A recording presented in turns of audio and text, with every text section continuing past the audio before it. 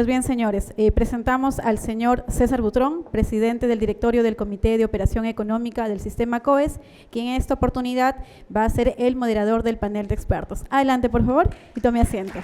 Muy amable. A continuación, pedimos subir al estrado a la señora Lina Escobar, especialista senior en energía del BID. Por favor, adelante. Es turno de Pamela Gutiérrez, gerente de Comunicaciones y Relaciones Institucionales en Calpa. También nos encontramos con José Estela Ramírez, superintendente de Proyectos Energéticos en Compañía Minera Poderosa. Adelante. Y extendemos la invitación a Yuri Armas, gerente de Desarrollo Comunitario de Mission Produce. De esta manera, damas y caballeros, vamos a iniciar con el panel de expertos. Para ello pedimos al señor César Butrón pueda brindar las indicaciones necesarias para que sea nutritivo este panel. Adelante, por favor. Buenos días con todos. Muchas gracias por la invitación a la Videncia y a la Cámara de Comercio de Industria de la Libertad. Creo que los panelistas son tan experimentados que no necesitan instrucciones. Más bien tenemos un panel muy diverso y muy equitativo, mitad y mitad, ¿no es cierto? Y diverso porque hay una empresa generadora, hay una empresa relacionada con la industria, la agroindustria, está la banca multilateral a través del BID y hay una empresa minera. Entonces vamos a tener opiniones de diversos sectores sobre el tema central que es la transición energética. Y me voy de frente a las preguntas, empezando por Lina. Ya hemos escuchado una visión general de cómo viene la transición energética en el mundo, cómo en el Perú no es tan urgente, por decir algo, como en otros países, porque nuestra matriz es realmente limpia, y porque además, hay que decirlo, somos un país pobre, ¿no es cierto? No tenemos para estar subsidiando y resolviendo todos los problemas al mismo tiempo. Dentro de ese contexto, la primera pregunta para Lina era, ¿cuál sería el rol del BID para apoyar al Perú dentro de este esquema de transición energética?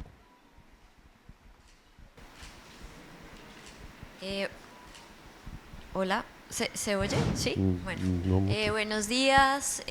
Antes de dar respuesta a tu pregunta, quiero agradecer a los organizadores por invitar al Banco Interamericano de Desarrollo a participar en este evento.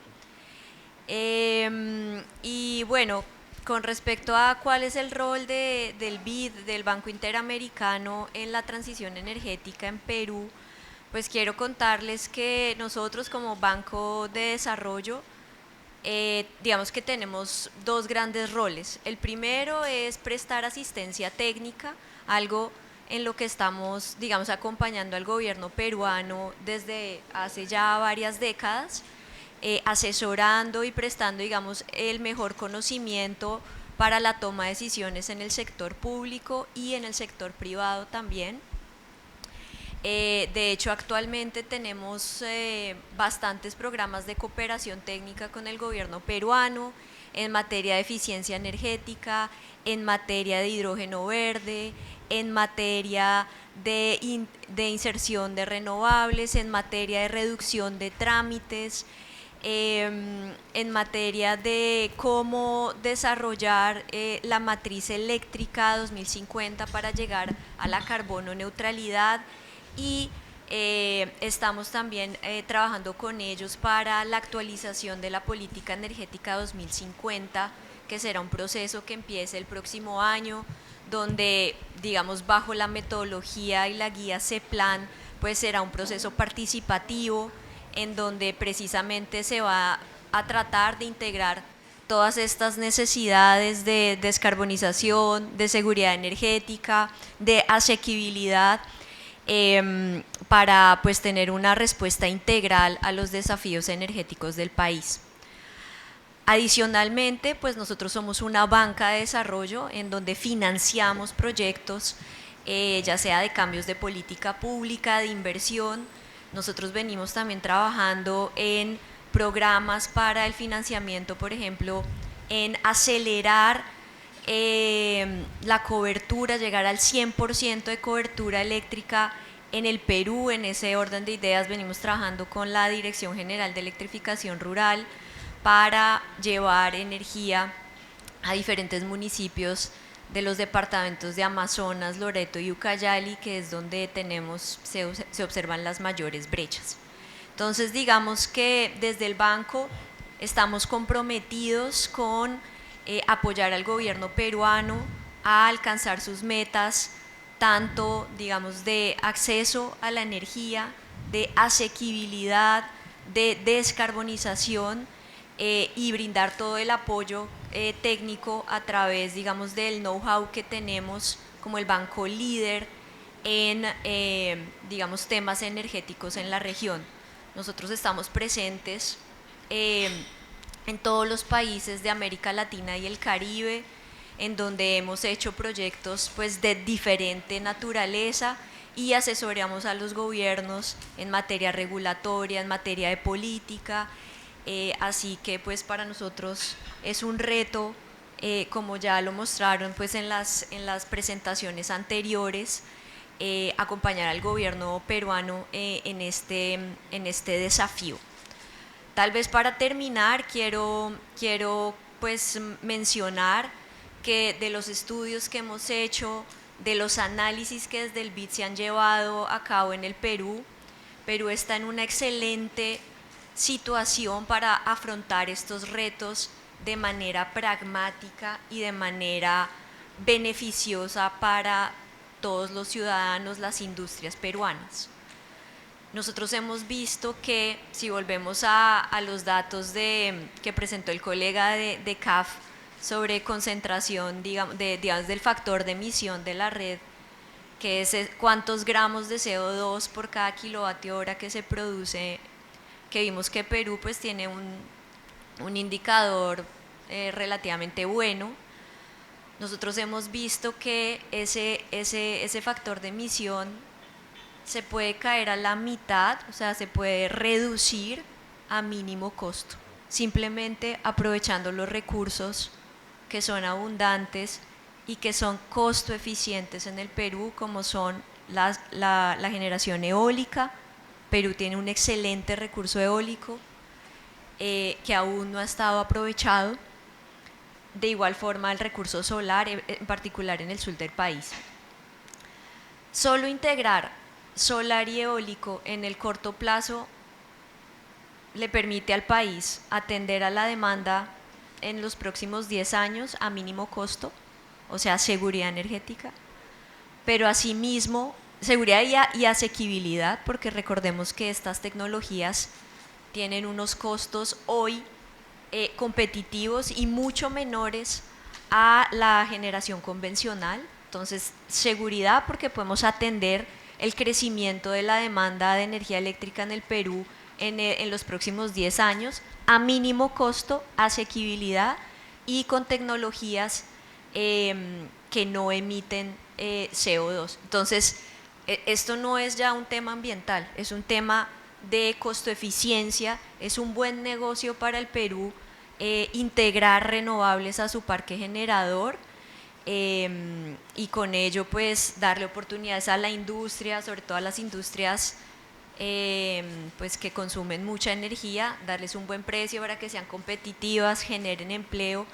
Entonces, bueno, además hemos hecho otros estudios, no voy aquí a hablar de todo lo que hemos hecho, de todas las cosas interesantes y de las oportunidades que tiene el Perú para digamos, apropiarse de estos beneficios de la transición energética. Mencioné el de la generación eléctrica, pero también está el tema efectivamente del hidrógeno verde, también aprovechándose del gran recurso solar y eólico que tiene el país, y en general, digamos, hay una cantidad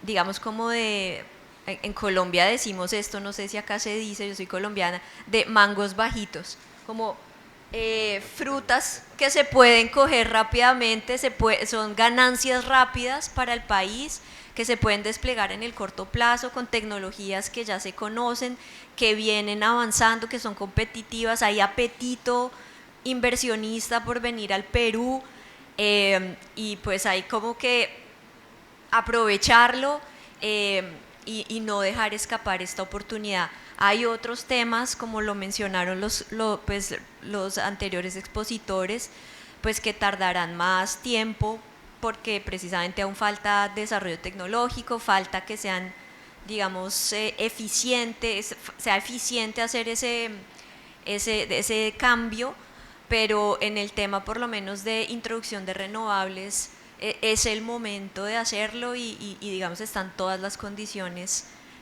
para hacerlo. Listo, muchas gracias. Ok, muchas gracias, Lina. Bueno,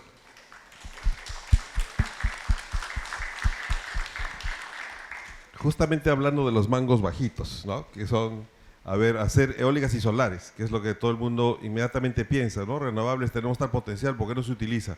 Quisiera aclarar por ahí que se mencionó geotérmica al inicio.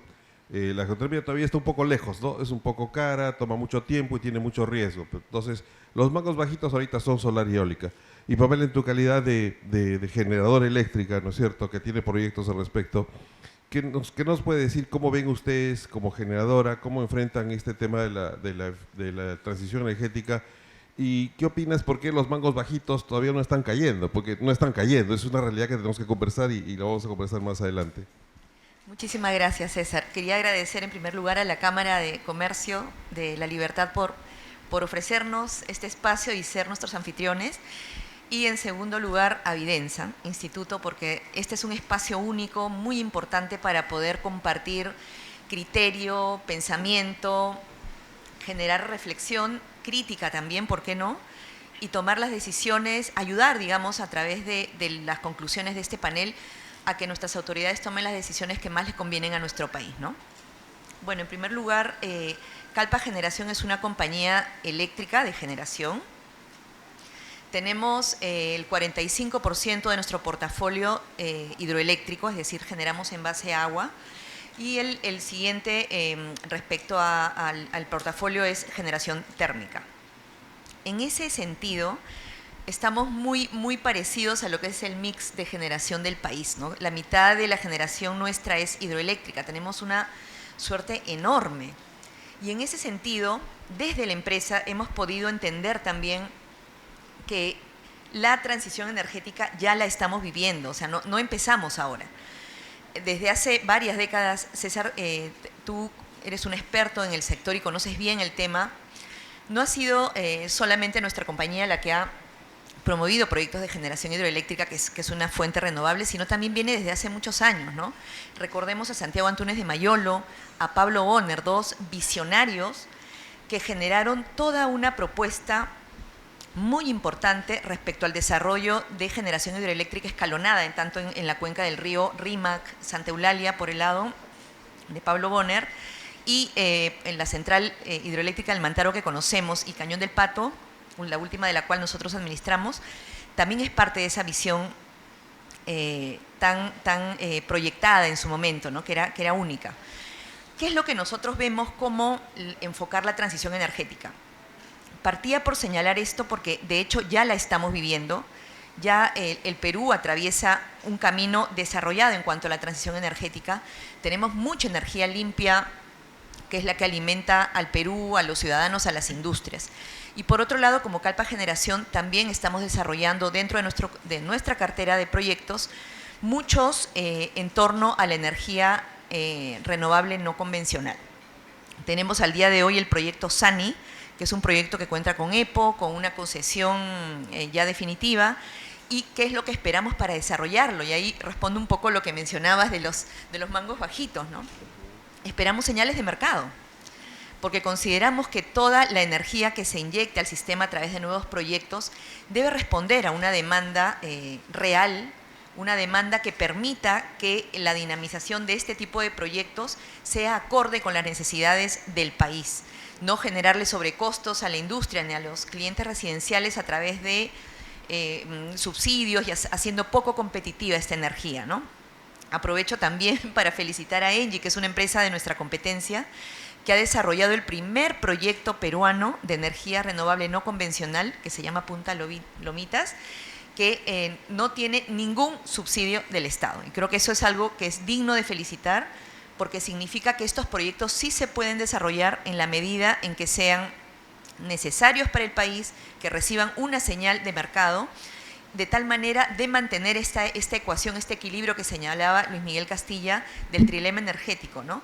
Seguridad de suministro, competitividad y sostenibilidad ambiental. Si mantenemos este equilibrio de manera razonable, van a poder ir entrando de manera equilibrada todos estos proyectos a inyectar más energía renovable a nuestro sistema. Muchas gracias, Pamela. Efectivamente,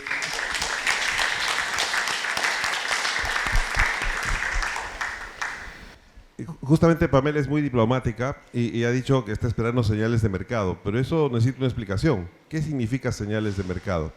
Les voy a dar un panorama que nosotros lo vemos como operador del sistema, el COES es el operador del sistema, ustedes saben.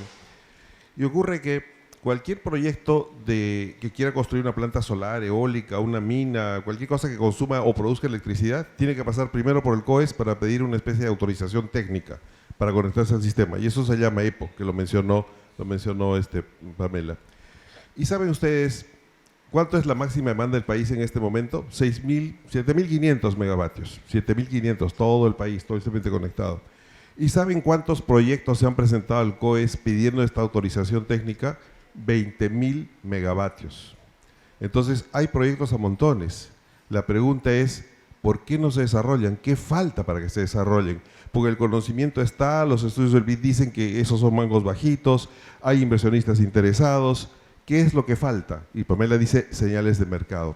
¿Cómo se traduce eso? Empresas que estén dispuestas a firmar contratos de largo plazo para que el generador, el inversionista, pueda llevar ese contrato de largo plazo al banco y financiar su proyecto. Y si no consiguen eso, no lo pueden hacer. Y por eso es que estamos donde estamos.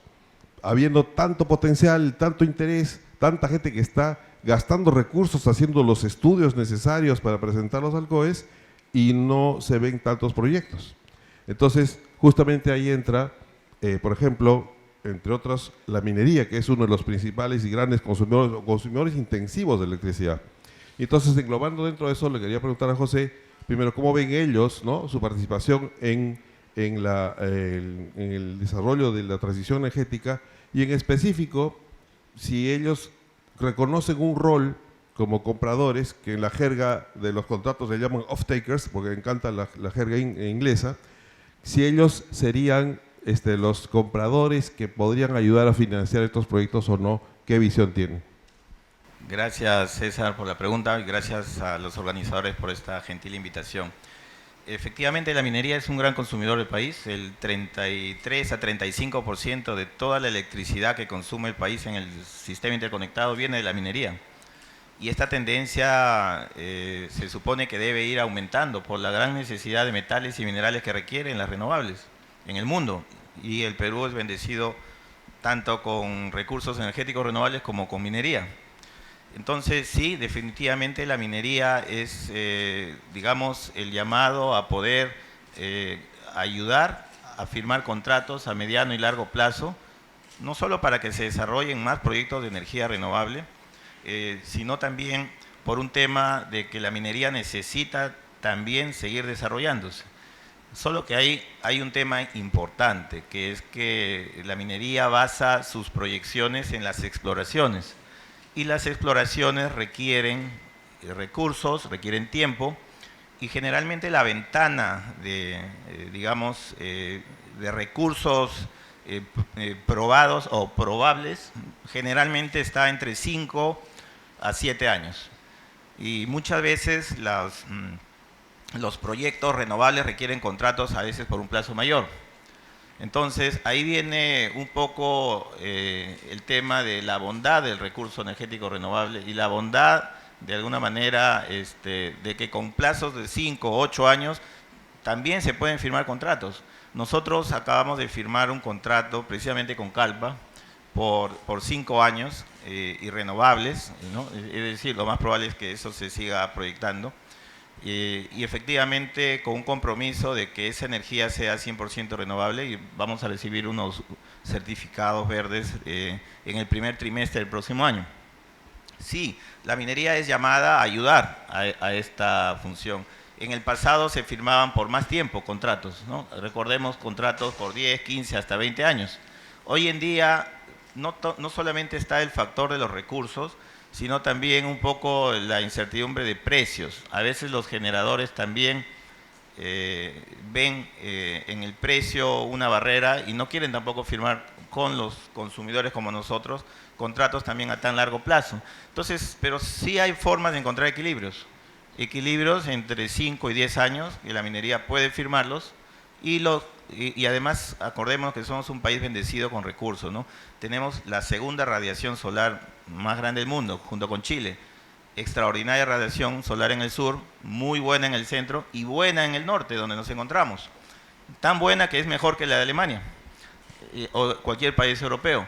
Y además el norte tiene vientos extraordinarios. Y bueno, nosotros como empresa minera no solamente estamos apostando por contar con una matriz energética limpia, y tenemos una política muy clara hacia una transición energética justa, ¿no? Lo han mencionado los dos expositores.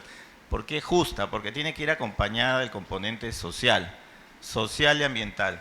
En nuestro caso, nosotros, a igual manera que la minería mundial, estamos apostando por la descarbonización. Tenemos metas en nuestro plan estratégico de ser carbono cero al 2030 en alcance 1 y 2, y carbono neutral incorporando alcance 3 para el año 2040.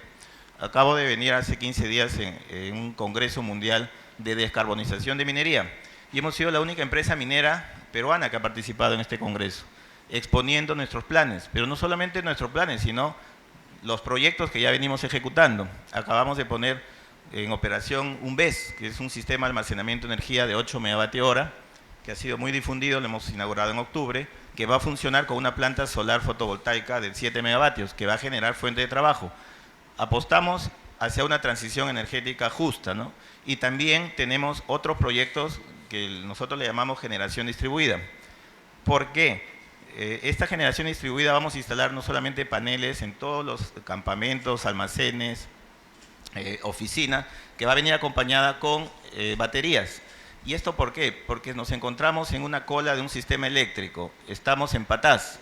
Queremos que nos conozcan no solamente por los lamentables hechos ocurridos recientemente, sino como un productor, uno de los 2 primeros productores auríferos del Perú, sino también por una empresa que se preocupa por la sostenibilidad ambiental, sostenibilidad energética. Y es así que al estar en una cola de un sistema eléctrico de distribución de hidroandina, a 320 kilómetros de la ciudad de Trujillo, donde nos encontramos ahora, cruzando el río Marañón, nosotros tenemos limitación en la compra de energía eléctrica a la red, y tenemos un 80% de la red, el otro 20% lo tenemos que autogenerar, y ahí tenemos que acudir a la bondad de los recursos energéticos que cuenta el país. Estamos a orilla del río Marañón, uno de los ríos más caudalosos del Perú, afluente del gran río Amazonas, pero también tenemos viento. Estamos midiendo, ya hemos instalado una antena de medición, vamos a instalar 2 más, midiendo el recurso eólico. Ya tenemos ya más de 6 meses de medición de una antena y vamos a llegar al año, y están saliendo vientos bastante buenos. Tenemos agua y tenemos desniveles, ¿no? Poderosa está ubicada entre los 1.200 metros y 3.100. Entonces tenemos 2.000 metros de salto en toda nuestra extensión de terreno. Y agua, eso que nos lleva a explorar otra fuente de almacenamiento como es el Pumped Hydro, por ejemplo, que no se ha hecho una central Pumped Hydro en el país. Y por otro lado, apostamos por la generación solar con almacenamiento. Entonces, la solución en una transición energética, como bien le puso el expositor, está en diversificar nuestra matriz. En nuestro caso, nuestra matriz eléctrica y, por supuesto, nuestra matriz energética, ¿no? El Perú tiene 70% de dependencia de los fósiles en la matriz energética, como muy bien lo han expuesto. Nosotros, como empresa minera, estamos dentro del común de las mineras del país, que nuestra matriz energética depende 50% de los fósiles, porque la minería es intensiva en transporte. Y el otro 50% es electricidad. Necesitamos electricidad para mover todos los equipos eléctricos, ventilación, iluminación de nuestros socavones, somos minería underground de socavón, y toda la maquinaria eléctrica. Entonces, nuestra matriz energética también es dependiente de los fósiles. Por eso apuntamos a ir paulatinamente a la electromovilidad, al transporte masivo mineral con trenes eléctricos, que no solamente debe ser masivo el transporte para personas, sino también para productos minerales, ¿no? Y puedo decir eso que sí nosotros tenemos una visión muy cercana y convivimos con la transición energética desde que funcionamos como empresa hace 40 años, porque iniciamos con el 50% de nuestra generación hidroeléctrica y el otro 50% comprado, generado con térmica, hasta que ya somos parte de la red del Sistema Interconectado Nacional.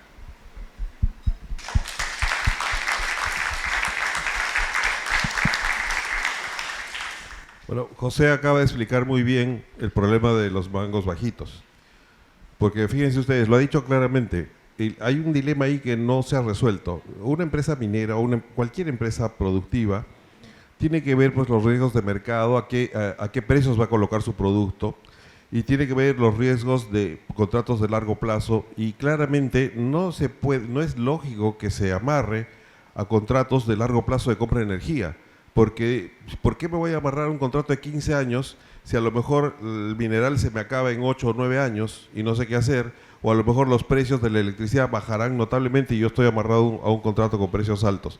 Y entonces tiene todos los incentivos como para no firmar contratos de largo plazo, que es justamente lo que los bancos piden para financiar los proyectos renovables, a cualquier inversionista nuevo, a cualquier proyecto nuevo, greenfield le llaman. Entonces, ese es el problema, y los clientes libres son la mitad más o menos de la demanda del país. Entonces quiere decir que la mitad de la demanda del país no tiene las condiciones óptimas para firmar contratos de largo plazo, no lo va a hacer y no van a servir para generar tanto como se necesita o se quisiera el desarrollo de proyectos eólicos y solares. Entonces la esperanza está puesta en la otra mitad, que ese es un tema que podemos discutir después, que también tiene una serie de bemoles, pero para que tengan idea del problema, porque es muy común conocer y decir, hay un montón de recursos y el Perú tiene enormes capacidades eólicas, solares, etcétera, ¿y por qué no se desarrolla? Bueno, estamos viendo por qué no se desarrolla, y entonces justamente el dilema que viene para los hacedores de política energética es cómo resolver ese dilema que acabamos de presentar y que José lo explicó muy bien. Pasamos ahora a un área muy desconocida para nosotros, que es la agricultura, la agroindustria. Yuri, ¿cómo ven ustedes dentro de esta actividad tan importante que brinda tantos puestos de trabajo? ¿Cómo ven el tema de la transición energética? César, muchas gracias por la pregunta. Yo primero quiero empezar felicitando a José Miguel y a Fernando por elegir Trujillo para lanzar este rumbo económico. Necesitamos un rumbo energético. Necesitamos tener rumbo energético. La agroindustria es también un muy buen cliente, para llamarlo así, un gran usuario de energía eléctrica. Y tenemos hoy un déficit de energía eléctrica de 25%, ¿no? O sea, y acá hay un tema, no solamente es la generación, hay la transmisión y la distribución, ¿no? Algo que carecemos mucho en las libertades de distribución, ¿no? Y la compañía distribuidora que mencionó José tiene limitaciones para reinvertir, ¿no? Porque es una compañía que está metida en el FONAFE, ¿no? Y esos fondos no son fáciles de reinvertir. La agroindustria moderna, la agricultura que se practica en la libertad, adicionalmente a ser una gran fuente de trabajo, también es un factor distorsionante de los recursos energéticos, porque atraemos a mucha gente a vivir en las ciudades. Nosotros practicamos una agricultura en medio de ciudades, ¿no? Estamos en medio de la ciudad de Chao, en medio de la ciudad de Virú, en medio de la ciudad de Chepén, en Moche y hasta en Trujillo. Hoy estamos haciendo uso de una energía eléctrica en la ciudad de Trujillo que es deficitaria en 14% en su distribución. Los equipos del patio sur que abastece a Trujillo tienen que tener un enfriamiento forzado para que no colapsen, ¿no? Y necesitamos que se reinvierta. Nosotros en la agroindustria estamos buscando esos contratos a largo plazo, ¿no? Estamos buscando cómo hacer que hayan subestaciones eléctricas para que puedan transmitir y distribuir la energía que necesitamos, ¿no? La compañía que yo represento tiene una necesidad de 50 millones de kilovatios hora al año, ¿no? y tenemos un déficit de 26%. O sea, hay necesidad. Y la agroindustria, igual que la minería, es una industria que crece. Podemos hacer nuestros planes con una determinada cantidad de carga, pero los árboles crecen y necesitan mayor cantidad de agua. Y el agua hoy es bombeada a las partes altas para luego que se riegue por gravedad. Las plantas de proceso necesitan energía, no podemos crecer porque no tenemos energía. Entonces somos un usuario. Yo no soy un experto en energía, pero soy un usuario. Soy un usuario de ese sistema que José Miguel quiere ponerle un rumbo energético, perdón, Luis Miguel quiere ponerle un rumbo energético. Generamos 2.800 buses al día para llevar personal, en 2 turnos, tarde y mañana, ¿no? Eso requiere combustibles, ¿no? Y no podemos poner buses con gas porque en Trujillo hay 6 grifos que expenden gas natural. ¿Cómo hacemos un cambio de matriz energética vehicular si no tenemos quien provea el combustible? ¿No? ¿Cómo hacemos una proyección a largo plazo de crecer en áreas de cultivo si tenemos la limitación eléctrica? ¿Cómo hacemos para planificar ciudades ordenadas si la ciudad más grande de la región tiene un déficit de distribución energética? O sea, necesitamos que haya ese rumbo energético. Necesitamos que haya esa planificación. Necesitamos lo que dijo Luis Miguel hace un rato. Autoridades que puedan ver lo que la población necesita. Necesitamos que el Congreso de la República, que dígase de paso, nos representa a todos, ¿no? Y hoy más que nunca es la representación nacional, porque así de diversos somos, ¿no? Necesitamos también que haya menos representantes de las partes ilegales y que las partes formales nos animemos a formar parte también de esa representación nacional, ¿no? Si no, vamos a tener los factores que distorsionan, y uno de los que más distorsionan la inversión privada es la seguridad, ¿no? Trujillo es la región, perdón, La Libertad es la región más peligrosa del país. Trujillo es la ciudad más convulsionada de este país. Virú y Chao son el distrito donde hay más muertos por cada 100.000 habitantes de este país.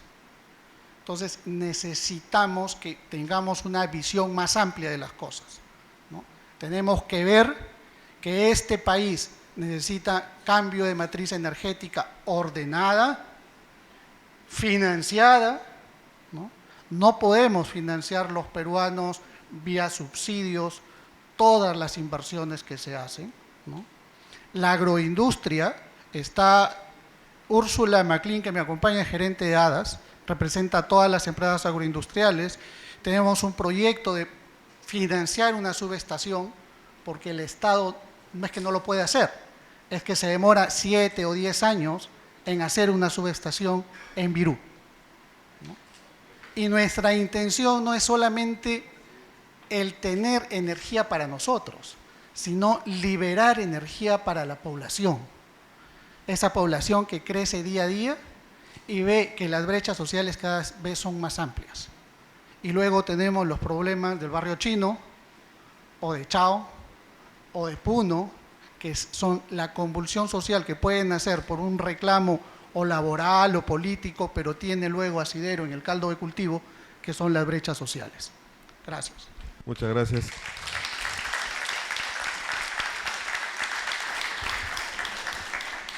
Entre todos los temas que ha tocado Yuri, ha levantado un tema bien complejo, y es el tema de las debilidades del sistema de distribución.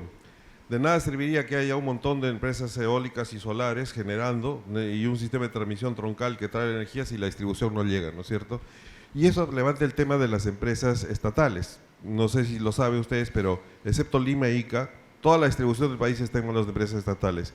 Y las empresas estatales tienen una serie de limitaciones. No es que no lo quieran hacer, no es que no sepan qué es lo que hay que hacer, es que tienen limitaciones a cada paso. Porque primero, para que les autoricen siquiera los proyectos de inversión, tienen que pasar por varios filtros, FONAFE, InvierteP, su propio directorio, etc. Cuando por fin les autorizan a presentar un plan, se lo tiene que aprobar Sinermin. O Sinermin va y le recorta el plan y deja el plan al 60% de lo que habían pedido. O sea, de lo que se necesita, ya ni siquiera lo autorizan el total.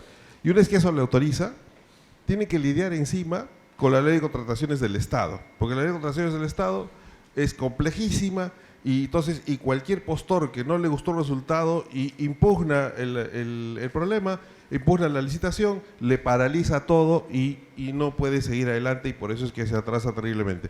Pero supongamos que logró sortear todas esas dificultades y llegó ahí con las justas, ya sale, ya tiene su licitación, ¿no es cierto? Todos estos trabajos son de recuperaciones de largo plazo, no se recupera inmediatamente la inversión. Y por lo tanto tendrían que poder financiarse también a largo plazo. Y no saben qué, la empresa distribuidora no la dejan financiarse a largo plazo, no le permiten endeudarse a largo plazo, tiene que vivir del año, financiándose en el año y sacando en la caja. Entonces, en esa tormenta perfecta, es evidente pues lo que dice Yuri, ¿no? La empresa estatal no solamente se demora, muchas veces ya ni llega a hacerlo. Entonces ese es un problema fundamental y que lo vive Trujillo, lo vive Virú, lo vive Tumbes, lo vive Piura, lo vive Paita. Yo estuve la semana pasada en Paita, la zona pesquera. Los industriales de Paita están desesperados porque le piden y le piden más energía electro noroeste, y así tengan contrato con un generador, si no pasa más por la red, de nada sirve. Ese es un problema también fundamental para los hacedores de política, resolver ese problema. ¿Cómo se puede resolver ese problema? Por supuesto, yo tengo la solución, pero nadie me va a hacer caso. La única forma es, hay que privatizar esas empresas. Pero ¿qué ocurre cuando se habla de privatizar? La gente misma, que es la que sufre las deficiencias, se levanta en contra y dice no a la privatización. Y entonces estamos en un círculo vicioso horrible, en donde no se puede salir, y los perjudicados son las empresas productivas, que son las que dan trabajo, ¿no es cierto? Entonces, fíjense ustedes cómo hemos develado los problemas grandes que hay para la transición energética y para mantener la continuidad del servicio en toda el área productiva, en todas las áreas productivas. Eso es algo importante, y que seguramente el portal de Luis Miguel va a destacar esos temas, ¿no es cierto? El futuro primero va a brindar datos y se va a convertir en un tema que hay que discutirlo, hay que llevarlo a las autoridades, porque esto solo puede empeorar si no se hace cambios. Esa es la situación en la que estamos. Me avisaron que estoy hablando mucho y que no hay tiempo para la segunda ronda porque estamos con el tiempo mal, así que muchas gracias a todos. Un aplauso para el panel, por favor. Muchísimas gracias, señor César Butrón. A los distinguidos panelistas que nos han acompañado el día de hoy, los invitamos a pasar a la parte superior, por favor, para una fotografía de archivo, por favor. Nos apoya el equipo de comunicaciones con los fotógrafos para la fotografía.